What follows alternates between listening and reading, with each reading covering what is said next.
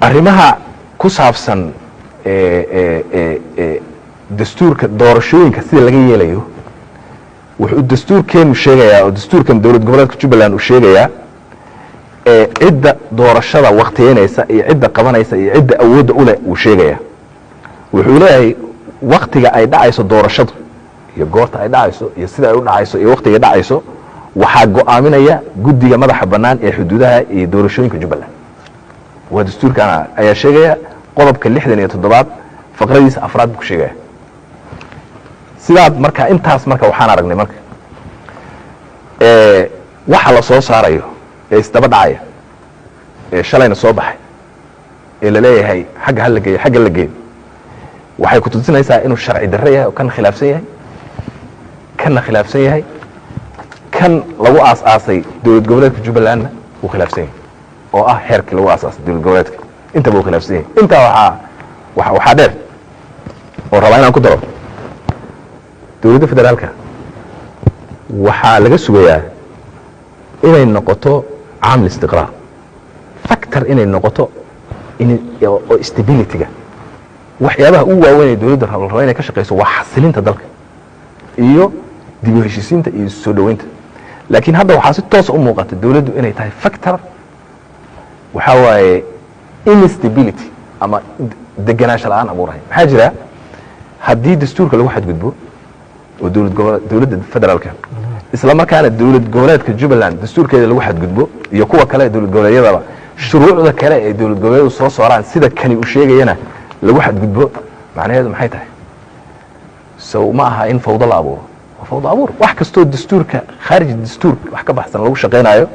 fawdo abuur buu noqonayaa waxaan adigu runtii ugu hambaleynayaa Puntland oo la damcay laakiin iska soo celis wixii sharci darro ah diiday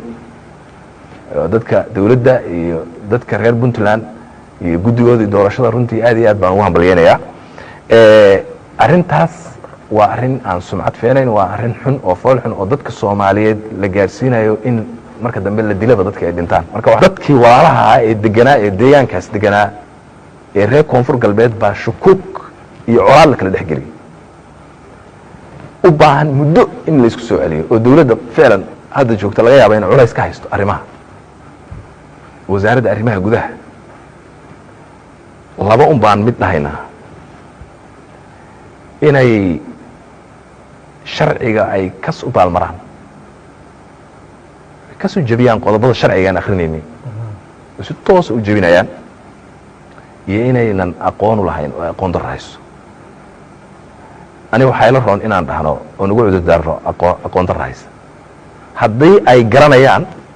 oo ayagoo garanaya ay jabinayaan inay dawlad yihiin ay calaamad su'aal galaysaa maalmahan waxay qayla ka soo yeeraysaa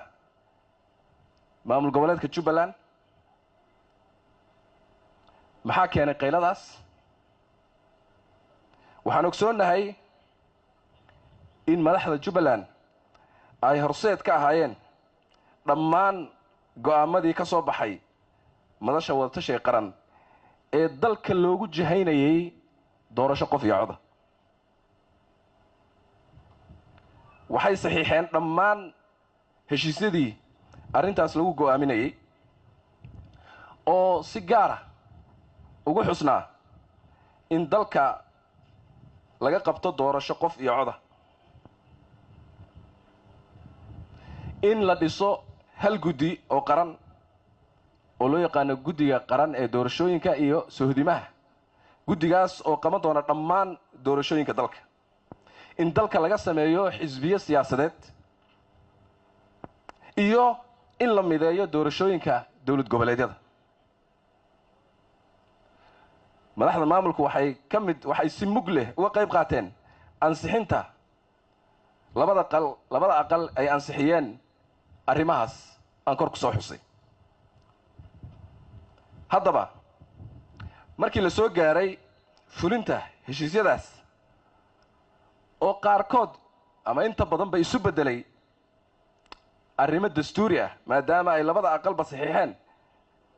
madaxweynuhuna saxiixay labada aqalba u codeeyeen madaxweynuhuna saxiixay ayay diideen inay fuliyaan isla markaana ay ka kaceen gogashii qaran ee madasha qaranka